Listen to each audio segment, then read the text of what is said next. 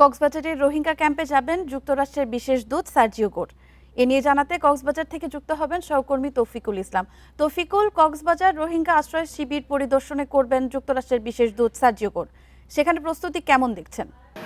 যুক্তরাষ্ট্রের বিশেষ দূত সার্জিও গোর তিনি 11:30টার দিকে কক্সবাজারে পৌঁছাবেন। এরপরে তিনি কক্সবাজার বিমানবন্দর থেকে সরাসরি তিনি চলে যাবেন রোহিঙ্গা ক্যাম্পে।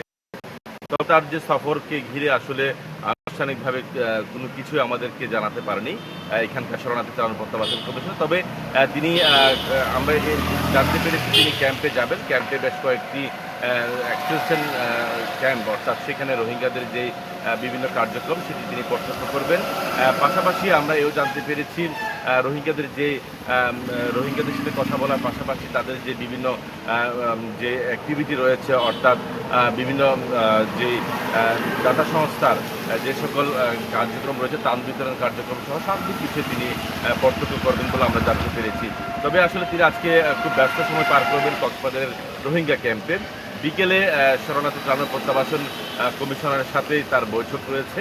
এই বৈঠক শেষেই তিনি আজকে বিকেলে কক্সবাজার থেকে ঢাকার উদ্দেশ্যে রওনা হবেন।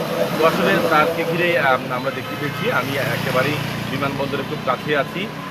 ইতিমধ্যে যে সার্বিক প্রস্তুতি সেটিও আমরা এখানে দেখতে পাচ্ছি।